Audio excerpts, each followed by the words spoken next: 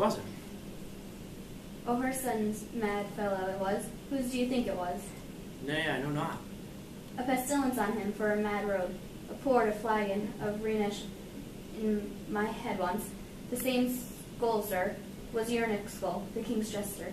This? Even that. Let me see this. Alas, poor York. I knew him, Horatio, a fellow of infinite jest, of most excellent fancy. He hath borne me onto his back 1,000 times, and now how abhorred in my imagination it is. My gorge, rise at it. He hung those lips that I have kissed, I know not oft how. Where be your gibes now, your gambols, your songs, your flashes of merriment that were wont to set the table aroar? Not one now to mock your own grinning, quite chop-fallen. Now get thee to my lady's chamber, and tell her, let her paint an inch thick. To this favor she might come, make her laugh at that. Prithee, Horatio, tell me one thing. What's that? Dost thou think Alexander looked of this fashion in the earth? E'en so. It smelt so bad. Bah!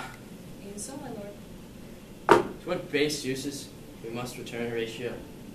What may not imagination trace the noble dust of Alexander, till I'll find it stopping a blood hole? True to consider too curiously, to consider so. No faith, not a jot, but to follow him thither with modesty. Enough, and likelihood to lead it, and thus Alexander died. Alexander was buried. Alexander returneth to the dust. The dust is earth, and of earth we make loam, and why of that loam, whereto he was converted, might they not stop a beer barrel?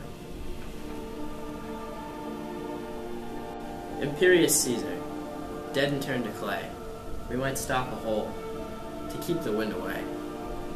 Of that earth, which kept the world in awe, should patch a wall to expel winter's flaw. But soft decide.